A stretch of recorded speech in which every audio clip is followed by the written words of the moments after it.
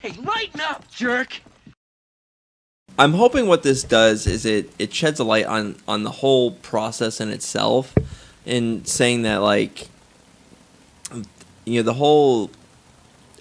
I'm not saying that college is bad, or, like, it's like it, but it is a cost, like, Right. and what do you, okay, if I'm gonna spend this much money, what is the point? Like, where am I going?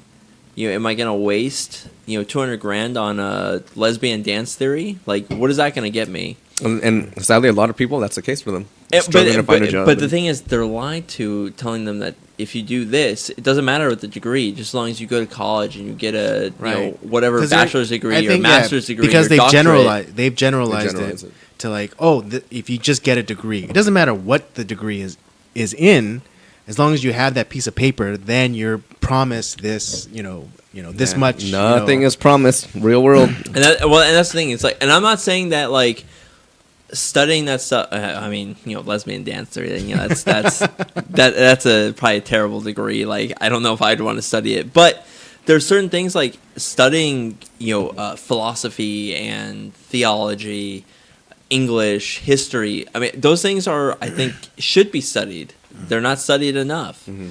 But it's not necessarily that there's a career path based off of those degrees, and that's where I think, like, there's not enough, through our education, K through 12, there's not of showing the options. Like, it's not, it's not teaching about life a lot of the times, and I think I was kind of like on the back end where there was, like, I actually took a shop class, for several years, which was great.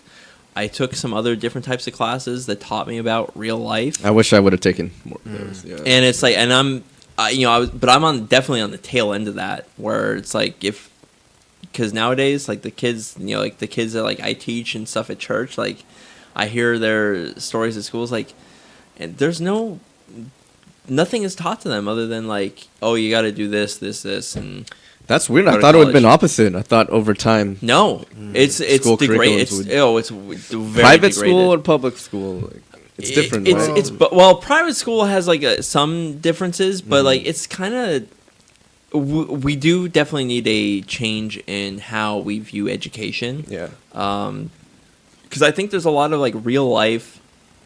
There needs to be a class, like, kind of on, certain adult responsibilities, like, as far as, how do you pay your taxes? How do you, like, How do you balance a checkbook? yeah, well, I mean, it's like there's not a lot of that, like, kind of real world Yeah. application stuff, and Yeah, what's credit? What's it? What do you need it for? How do you work on it? I Yeah, guess none of these maybe it's things- expected that all that stuff you got to learn on your own on top of academia. I don't know. I agree. They should incorporate. well, that stuff more. that comes to the point where, a lot of these kids, unfortunately, don't necessarily have the best home life either. Yeah. So, some of the, real world aspects of it are, that should be coming from your parents, like, of how you do those things, isn't happening. They're the parents, they just throw their kids at school, and it's like, oh, they'll figure it out. Yeah. And it's like, and no, they don't figure it out, and then they're taught, this Right, it's like, drivel at school, and that doesn't teach them anything. And they end up becoming, crazy socialists, as we're starting to see. Yeah, where they expect it to be taken care of for them, like, and that's why there's this high favorability for socialism within millennials, because, like, they're the generation that they're constantly just given stuff to. So Well, and that's the other thing too, is, like, we've thrown so much money at the public education system, and it's gotten worse and worse and worse and worse. Yeah. And it's So like, what do you think should mean- happen? I think the government should completely get out of the federal government. federal government. The federal yeah. government, yeah, they should completely dismantle the Department of Education. Throw all authority for schools and things like that back to, like, local levels, even, like, to the very least the state. And we need to rid ourselves of the teachers' unions. Yeah, and teachers' unions are another big. Because the thing is, like, and don't get me wrong, I've had really great teachers throughout my life, that had they not been in my life, I probably wouldn't have pursued, or I wouldn't have had the mindset that I do now. And the thing is, though, like these public sector unions, who are they? The only person that they're going up against is us, the people that pay taxes. There's no the government has no incentive to actually deal with these people. Whereas like private sector unions, like it's just collective bargaining between an employer and an employee, and like as far as like what is a fair wage, what is like for this particular job, and trying to kind of meet in the middle. Whereas with a public sector union, government doesn't. Okay, great, strike. I don't care. And it's like we're not the one. Yeah, we're the ones paying the money, but like the money that comes from us. So like they're essentially striking against us, and it's kind of, and I'm not like saying that in a cold-hearted way. That's like, oh, fuck the teachers, fuck their union and all that stuff. But it's everyone's kind of being lied to by the government. So do you think like the strike that just happened a couple months ago, like it was kind of like a waste? Yeah, I think so. Like what and sure it maybe helped the teachers maybe a little bit, but what did we gain? Nothing. In the end, we didn't gain anything. Education isn't improving. Yeah, I don't know. Maybe it's a step. And I feel bad. I'm sure you have teacher friends. I do too. I saw all their Instagram posts. I have teacher friends. I have some of my old teachers that I follow too, and and I feel bad for them. Yeah. And it's just and I know like what I'm saying maybe seems like cold-hearted. Like no, like, this is reality. This is your opinion. That's right. why we're doing this. Right? And this if I get hate for it, like whatever. But it's I would personally like to see like more free choice, because a lot of what happens with a lot of these teacher unions is after a certain point you get kind of this tenured and fuck it, I don't care anymore, like, and they just sit there and they can't get fired. It's like unless like they shot someone directly in the face in front of somebody like at school, maybe then they would get fired, but like, it would have to be something very extreme for them to actually, or like they fucked a student like at school premises. I think there should be a renewal process for tenure, just to keep it honest, just to keep them on their toes. Because the thing is, there's a lot of great teachers out there, right? And then then there's all like a bunch of crappy ones who are just coasting because they have tenure and they know that they can't get fired, and so they're just like they're just running out the clock. Yeah, which is terrible for the students. And I've had both of those where it's like there was the teachers who were passionate, they cared about what they did, and you could tell that they cared. And then you had the teachers like, okay, great. It's like, here's this video. Those are the best. Those are the best days. Those are the best days. When they brought that big thing with the cart with a giant ass TV. They turn off the lights and you just go to sleep or whatever. But then they give you a piece of paper where you have to fill out. So there's like some work. It's like, what was this video about? What was the main points? It's like, what was this video about? But like in my case, like there was a few teachers I had that were kind of really like pushed me like to think differently, and where I'm at today, where if I hadn't had a couple of different teachers who loved history so much, like I wouldn't care about the history like the way that I do, or although I didn't pursue the architecture engineering degree, I learned through the classes I did throughout high school in that discipline. I learned a lot of life lessons through that course, and it's like I'm so grateful that I took it.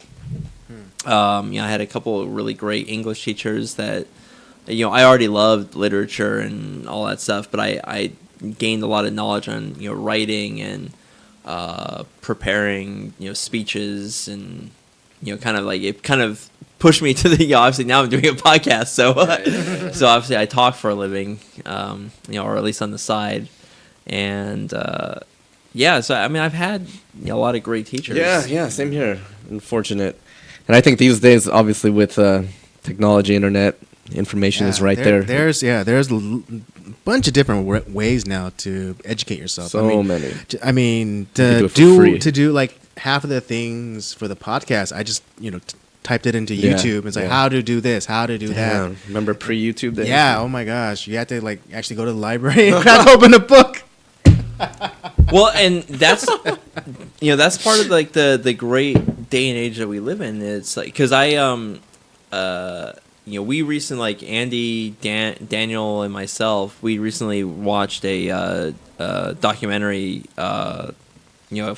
What, about a month ago now? Yeah, about World War One. Yeah, it was They Shall Not Grow Old. Oh yeah, how was that? Oh, it was It was like brilliant. HD or something, right? Like, Yeah, they Color. colorized. They kind of fixed all the film from. Yeah, they actually, and then they went back and added like audio, or like they got like actors to do like, then they got like forensic like lip readers to see what That's they were. crazy, Yeah, dude. it was Dang. Yeah, the level, the attention to detail was just like amazing.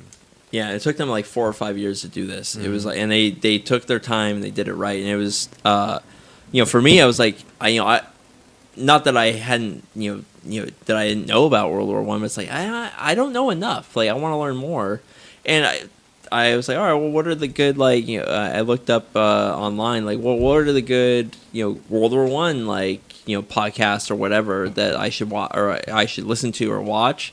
And it's like I found it on YouTube. Like there's this whole great thing of a guy doing 4 years, week by week, he did 4 years worth of work on talking about like all like the important stuff of World War One. It's like this is fucking great. Like it.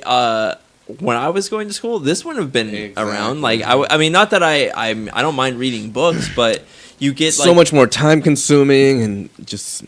And it's This like is a guy who instant, did like every week, like 10-minute Yeah, videos yeah. on like what's going on this week in Yeah. World War One, like, and you learn about like what happened before Mm-hmm. the war, and every week like all the different battles and where people were gaining ground and what was going on, and it's fucking fascinating. It's great. Professor YouTube. You could Yeah. find so much. Pretty much, yeah. Yeah. Also jiu-jitsu. So no pun intended, Professor YouTube. I find so many techniques. I will say too, yeah. like on a more frivolous pursuit with YouTube is as me as a NASCAR fan, as we can see from this photo Yeah, here, right there. a lot of the old races from back from like the 80s and 90s that I enjoy.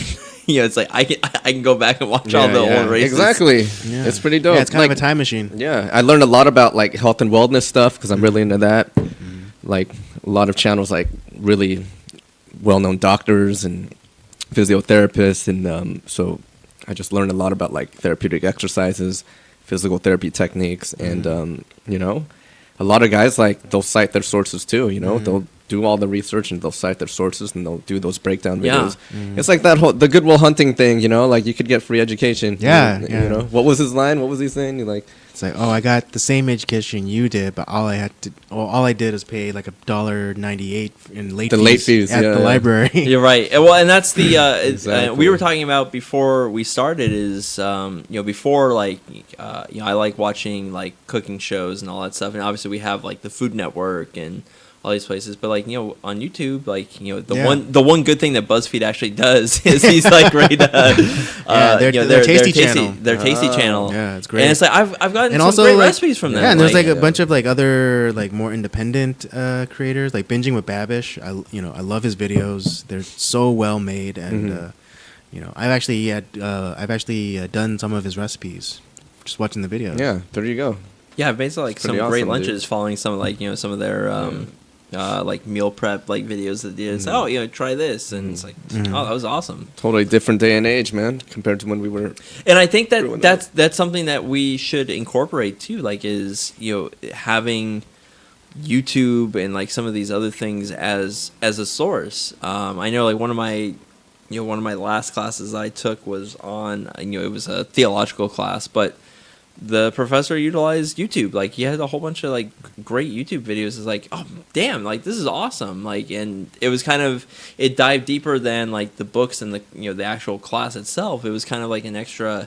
You got a whole plethora of like more things through it. And I was like, this is something that should be incorporated more in today's day and age, because I think kids will, that's kind of the medium. Yeah, no, definitely it is. And interestingly enough, when I was going to art school, one of the last classes I took was a class about YouTube.